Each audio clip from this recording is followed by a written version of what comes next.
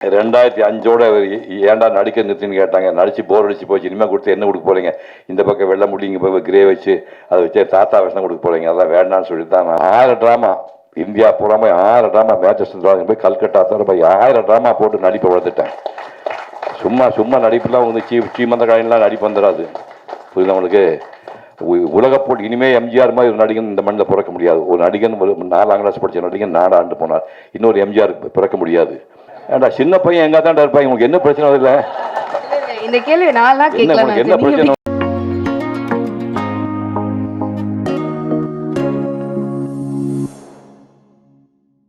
இந்த நீலகிரி தார் அவார்டை வந்து ஏற்பாடு செய்து வழங்க இருக்கின்ற ஜோஸ்பின் டேவிட் அவர்களுக்கும், திரைப்படத்துறை சார்ந்து மேடையில் பல பேர் எதிர்பாராதவங்களாம் வந்திருக்காங்க. சிவி குமார் வந்து என் பிள்ளைங்க மாதிரி பல பேர் இருக்காங்க. ஞானவேலு, எஸ்ஆர் பிரபுன்னு அவங்க கூடவே இருந்து நிறையா படங்கள் எடுத்தேன்னு சொல்லும்போது இங்கே பார்க்கும்போது ஃபஸ்ட் டைம் பார்க்குறேன், எனக்கு ரொம்ப சந்தோஷமாக இருக்குது. அதே மாதிரி எஸ்எஸ் குமரன் இசையமைப்பாளர், அவருடைய இசையெல்லாம் கேட்கணும். ஏன்னா நான் முந்தின தலைமுறை இருந்தாலும் எனக்கு அதெல்லாம் தெரியாமல் இருக்குது. அப்புறம் ஆத்மா பாட்டிக்கு அவன் சான்ஸ் கொடுக்கலாம். அவன் வந்து அருமையான இன்னும் சின்ன வயசு ஆடு நான் பார்த்து உயர்த்த பார்த்து பயந்துடாதீங்க. பட் இன்னும் கேமரா வைக்கும்போது நீங்கள் கூட கதாநாயகி வச்சிங்கன்னா அவன் மூஞ்சி தெரியும் போது இவன் இடுப்பு தான் தெரியும். அப்போ இவன் மூஞ்சி வச்சா கதாநாயகி உருவமே தெரியாது. கொஞ்சம் கீழே அவனை படுக்க வச்சு கதாநாயகி பக்கத்தில் உட்கார வச்சு ஷூட் பண்ணிக்கலாம். அந்த மாதிரி ஒரு அப்போ வாய்ப்பு தயவு செய்து அவர் கொடுங்க. அசோக் பாலகிருஷ்ணன் அவன் அருமையான ஆக்டர், அவன் ரொம்ப ஃப்யூச்சர் நிறையா இருக்குது. இப்போ இந்த நிகழ்ச்சியில் நான் வந்து feature film, short film, animation இந்த மாதிரி படமெல்லாம் எடுத்து அதுக்கு அவார்டு வாங்க பல பேர் வந்திருக்கீங்க. ஃப்யூச்சர்லேயும் அவார்டு எதிர்பார்த்து வந்திருக்கீங்க. ஜோஸ்பின் முதலே சொன்னாங்க, இந்த மாதிரி ஒர்க்கெல்லாம் சீக்கிரமாக மரியாதை கிடைக்காது. இப்போ பொதுமக்கள் இடத்துலையோ பள்ளிக்கூடத்துலையோ கல்லூரிலையோ அதுக்கு வந்து அங்கீகாரம் கம்மியாக தான் இருக்குது. பட் அதுக்கு ஹெல்ப் பண்ண தான் இந்த நிகழ்ச்சியை ஆரம்பிக்கன்னு சொல்கிறாங்க. பயந்துடாதீங்க, அது எல்லாமே எடுத்தோடனே கிடச்சிடாது. நான் வந்து இப்போ நீங்கள் பார்த்த மறுபக்கம் படம் வந்து 1990 ஷூட் பண்ணோம். 90 தான் அந்த அவார்டுக்கு வந்து 91 அவார்டு கொடுத்தாங்க. அந்த மேக்கப்பு சமாச்சாரம் பார்த்தீங்களா, அந்த பல்லெல்லாம் வந்து இன்றைக்கி சாதாரண இப்போ ராதிகா பண்ணியிருக்கு இந்த படத்தில், தாய் கிழவியில் பண்ணியிருக்கு. இது 35 வருஷத்துக்கு அப்புறம் பண்ணியிருக்காங்க. இதனால் அந்த 35 வருஷத்துக்கு முன்னாடியே இப்போ மேக்கப் போட்டு இந்த பல்லெல்லாம் எடுத்து ஓட்டுறலாம், பல்ல எடுத்து ஓட்டி இங்கெல்லாம் ஸ்கின்லாம் டோட்டலாக மாற்றி படம் பண்ணேன்.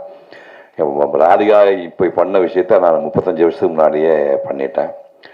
அதாவது தமிழ் சினிமா வந்து அந்த 1991 கணக்கு வச்சு பார்த்தா அதுக்கு முன்னாடி 75 வருஷமாக தமிழ் சினிமா இருக்குது. அதில் முதல்ல வந்து கோல்டன் லோட்டஸ் தங்கத்தாமரை விருது வாங்கினா நல்ல எல்லாமே பிராந்திய விருது தான் ஞாபகம் வச்சுக்கணும், மொழிக்காக வாங்குதான். தங்கத்தாமரை விருதுங்கிறது உச்சம். அது வாங்கின தமிழ் சினிமா வரலாற்றே இன்னைக்கு வரைக்கும் முதல் படம் வந்து மறுபக்கம் தான். 7:30 மணிக்கு 7:15 சொல்கிறாங்க சிறந்த படம் மறுபக்கம், சிறந்த நடிகர் சிவகுமார்னு. 7:20 சொல்கிறாங்க சிறந்த படம் மறுபக்கம், சிறந்த நடிகர் சிவகுமார்னு. 7:25 சொல்கிறாங்க சிறந்த படம் மறுபக்கம், சிறந்த நடிகர் சிவகுமார்னு.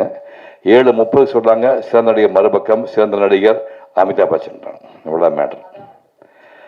அப்போ தான் முடிவு பண்ணி சாகும் வரைக்கும் இனிமேல் இந்த விருதுக்கு ஆசைப்படக்கூடாது அப்படின்னு விருது வாங்கிட்டான். அதுக்கப்புறம் 2005 ஏன்டா நடிக்க நிறுத்தின்னு கேட்டாங்க. நடிச்சு போர் அடிச்சு போச்சு, இனிமேல் கொடுத்து என்ன கொடுக்க போறீங்க, இந்த பக்கம் வெள்ளை முடி, இங்கே போய் கிரே வச்சு அதை வச்சு தாத்தா விஷம் கொடுக்க போறீங்க, அதெல்லாம் வேண்டாம்னு சொல்லி தான் நான் வந்து பேச்சாளனாக மாறினேன்.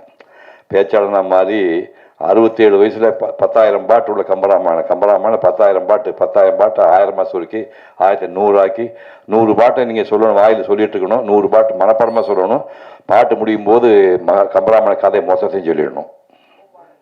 புரிஞ்சுங்களா? நெட்டில் போய் கம்பன் காதலன் சிவகுமார்னு நெட்டில் ஓப்பன் பண்ணுங்க, 10 சாப்டர் வருது. புரியுது உங்களுக்கு? ஒரு பாட்டு சொல்கிறேன். 67 வயசில் இந்த பையன் உட்காந்துருக்கான், நந்தா வயசு. அவன் வந்து புஸ்தகம் கூட 8ஆம் தேதி வெளியிட போகிறாங்க. மாணிக்கம் இந்த படம் பார்த்தா பிரிவுலேயே நான் பாராட்டி பேசினேன். சமுத்திரகனி பாராட்டினா, தம்பியும் பாராட்டி பேசினேன். அது ஒரு மிகச்சிறந்த படம், உலகளவுலேயே நிறைய அவார்டுகள் வாங்கின படம். அதை வந்து இப்போ சிந்து பைரவி பார்த்திவேனுக்கு கூக்கிற மாதிரி அது புத்தகமாக போடுறாரு. அந்த திரைக்கதை வாசனை மொத்தத்தையும் புத்தகமாக போட்டு 8ஆம் தேதி ரிலீஸ் பண்ணுறாரு. இவர் மகாபெரிய கலைஞர். அதாவது எல்லா படம் எடுக்கலாம், அந்த வாழ்க்கை சம்மந்தப்பட்டு நம்ம வாழ்க்கையை அடிப்படையை ஒட்டி அதை ஒட்டி படம் எடுக்கிறது பெரிய விஷயம். அது ஒரு மகத்தான படம். அந்த படம் எடுத்த மனுஷன் இங்கே வந்திருக்கான். இப்படி ஆரம்பித்து கம்பராமாயணம் வந்து 10,000 படம், 67 வயசு ஞாபகம் வச்சுக்கோங்க. இவங்க யார் 67 வயசு இருக்கீங்க? ஒருத்தங்க கிடையாது, எல்லாம் பொடி பசங்க தான் இருக்கீங்க. இங்கே கீழே 67 வயசாக இருக்குது. அதான் ஐயா உங்கள் வயசு, உங்களுக்கு என்ன வயசு ஆகுது? 71. உட்காருங்க. உங்களுக்கு இன்னும் 2 வருஷம் 84. இப்போ நீங்கள் வந்து நாளைக்கு திருக்குறள் வந்து 3 வருஷம் ஆராய்ச்சி பண்ணி 4 மணி நேரம் 10,000 பேர் முன்னாடி நான் ஸ்டாப்பாக பேசியிருக்கிறேன். நீங்கள் உங்களுக்கு சான்ஸுக்கு ட்ரை பண்ணீங்களா?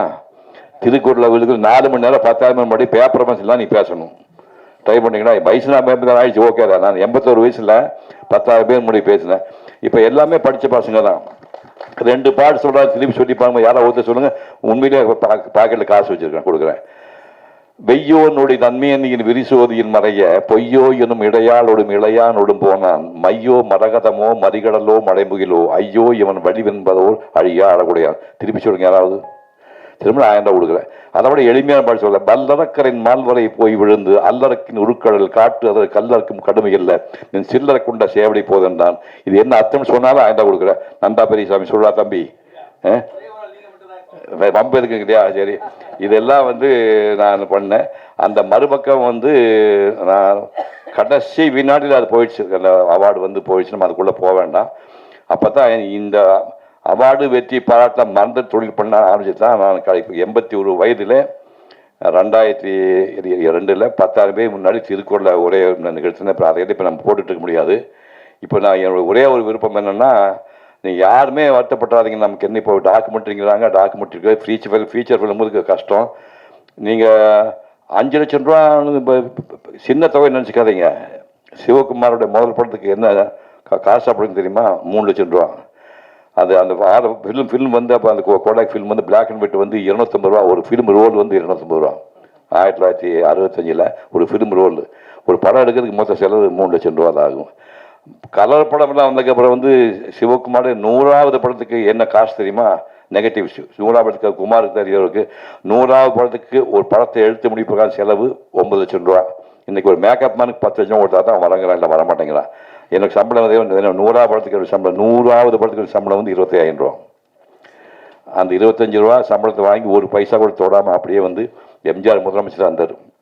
அவர்கிட்ட அந்த பணத்தில் கையில் கொடுத்து ஆசீர்வாதம் பண்ண சொல்லி சிவகுமார் கல்வி அறக்கட்டளை அப்படின்னு 1979 24ஆம் தேதி ஸ்டார்ட் பண்ணி 25 வருடங்கள், அதாவது வந்து 25 ரூபாய்க்கு 1979 வட்டி எவ்வளோ தெரியுமா? வருஷத்துக்கு 2250 ரூபா வட்டி வரும். அதை வந்து நான் பிரித்து தொடவே இல்லை கைஸ் கையில். 1000 முதல்ல பிரித்து, 2வது 750, 3வது 500, அப்படி 3ஆக பிரித்து 1980 4 வருஷம் 1500, 1000, 750, 500 எனக்கு கேவலமாக தெரிஞ்சுப்பேன். நானாக கொஞ்சம் கையில் காசு போட்டு 3ஆவது வருஷத்துலேருந்து 1000 கொஞ்சம் இன்க்ரீஸ் பண்ணேன்.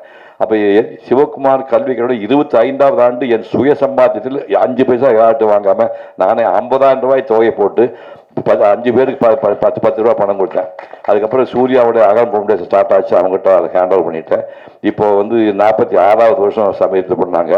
அவங்க 6.25 லட்சம் ரூபா கொடுக்குறாங்க. தமிழ்நாட்டில் ஏழை குழந்தைகளுக்கு, ஒடுக்கப்பட்ட குழந்தைக்கு, இந்த பிறவிலே படிக்கிறதுக்கு வாய்ப்பு இல்லாத குழந்தைக்கு, கண் பார்வை இல்லாத குடும்பம், அனாதை குடும்பம், எய்ட்ஸ் பேஷண்ட் குடும்பம், மலையடிவாரத்தை வாழக்கூடிய குடும்பம், டாய்லெட் கிளீன் பண்ண குடும்பம், துப்புரவு தொழிலாளி குடும்பம், இந்த மாதிரி தேடி 3,000, 5,000 பேர் வந்து உலகம் பூரா அகரம் படிக்க வச்ச பசங்களாம் உலகம் பூரா போயிட்டு இருக்காங்க. அந்த மாதிரி படிப்பு விஷயத்தை அவங்க பண்ணிட்டு இருக்காங்க. அதான் நீங்கள் வருத்தப்படுறாங்க. நான் என்னாம்னு நடிகர்ல ஈஸி இல்லை. ஏவிஎம் படத்தில் வந்து எனக்கு முதல் சம்பளம் தெரியுமா? 1000 ரூபா. முதல் படத்துக்கு சம்பளம் வெறும் 1000 ரூபா. முதல் நாள் ஷூட்டிங் அதுக்கு கரெக்டாக சொன்னால் ஈஸியாக அவனுக்கு வந்துட்டேன். ஷூட்டிங் போகிற எஸ்பி முத்துராமன் உயிரோடு இருக்கார். இப்போ அவர்கிட்ட 90 வயசு ஆகுது. எஸ்பி முத்துராமன் எனக்கு அசோசியேட் ஆகிட்டு அந்த படத்துக்கு ஒரு டயலாக் காலில் கொடுத்தாங்க. ராதா, ஓ மோசம் நீ கண்ணாடியில் பார்த்து இல்லையா? நீ அழகானமானு உங்கள் அண்ணன் அம்மாவும் உங்கள்கிட்ட ஒரு தடவை சொன்னது இல்லையா? இதுதான் டயலாக். ஒரு பக்கம் பார்த்தேன் 3 வரி தான் இருக்குது. பேக் சைடு உடனே காணா. தம்பி ரெடி ஆகணுண்ணா. சார் அந்த ரெடி ஆகிட்டுன்னு அவசரப்படாத, நல்லா படித்து வச்சுக்கோ அப்படின்னு சொல்லிட்டு காலையில் டிஃபனு, மத்தியானம் சாப்பாடு, சாயங்காலம் டிஃபனை கொடுத்து வீட்டுக்கு நம்ம 3 நாள் ரிஹர்சல் இருக்குது. எது? ராதா, ஓ மோசம் நீ கண்ணாடியில் பார்த்து இல்லையா? நீ அழகானவானு உங்கள் அண்ணன் அம்மாவும் உங்கள்கிட்ட ஒரு தடவை சொல்கிறது. இதுதான் டயலாக். இதுக்கு 3 நாள் ரிஹர்சல் நினச்சி பாரு. என்ன கதி அவன் நினச்சி பாருங்க. எல்லாம் பண்ணி சினிமாவே தெரியாதுங்க. ஊராக போய் பொம்மை ஓட்டு அந்த பையன் இப்போ நிறுத்திட்டு லைட்ஸ் அப்படின்னாங்க.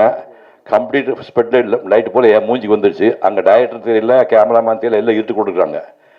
யாரோ ஒரு பையன் வந்து ஒரு கிளாப் வச்சு 42/1 டேக் 1 டோப்பன் தட்டிட்டு போனேன். ஆக்ஷன் நாங்கள் டயலாக் மறந்து போச்சு. மறந்து போச்சுமா, இருட்டாக இருக்குது. டைரக்டர் பயங்கரமாக அவரு பாட்டுக்கு மாதிரி 6 அடி 2 அவர் 6 அடி 3 தில்லோஸ் வந்துடு. அவர் ஆக்ஷன் அப்படின்னா டோட்டல் டயலாக் மறந்து போச்சு. ராதா ஓ முகத்தை நீ கண்ணாடியில் பார்த்துக்கன்னு சொல்லணுமா, ராதா நீ ஓ முகத்தை கண்ணாடி பார்த்து சொன்னால் கொடுப்போம். டேக் 2 நாங்கள் முடிஞ்சு 3 தடவை எடுத்தாங்க. 3 தடவை கன்ஃபியூஸாக வரவே மாட்டேங்க, அழுதுட்டுருக்கு நான். அப்புறம் சார் நான் இந்த டைலாக் மட்டும் வர மாட்டேன் சார், 3 நாள் ரிஹர்சல் பண்ணி கொண்டுட்டாங்க சார்.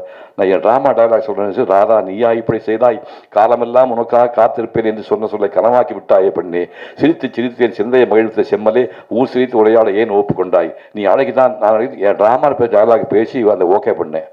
அப்படியெல்லாம் துன்பப்பட்டு தான் நாங்கள் வந்திருக்கோம். சிவகுமார் டக்குன்னு வந்து உட்காந்து நினச்சிக்காதீங்க. 6 ட்ராமா இந்தியா பூராம 6 ட்ராமா, மேட்சஸ் போய் கல்கட்டா தவிர போய் 1000 ட்ராமா போட்டு நடிப்பை வளர்த்துட்டேன். சும்மா நடிப்புலாம் வந்து சீமந்த காயின்லாம் நடிப்பு வந்துடாது. புரியுது உங்களுக்கு?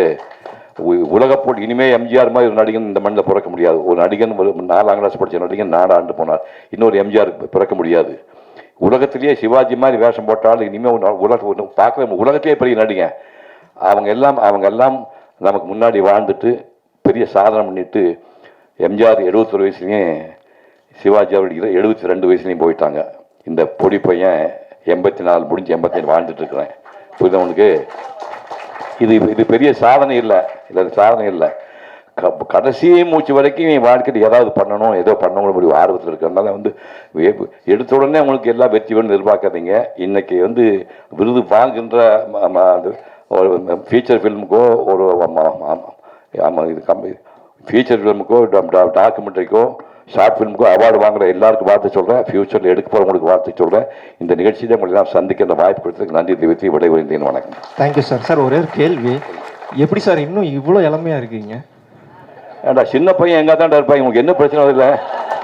இந்த கேள்வி நான்லாம் கேட்கலாம். என்ன பிரச்சனை? இந்த சின்ன பையன் எங்கே தான் இருப்பான், அது என்ன உங்களுக்கு பிரச்சனை? உங்களுக்கு வயசானா 80 வயசான கிழமை தெரியுமா? இல்லை அவர் 67 வயசு பின்னாடி பார்க்குறது 84 வயசு அவரு வயசா தெரியும். நான் சின்ன பையன் தான்டா, எனக்கு என்ன பிரச்சனை உங்களுக்கு? ஐயோ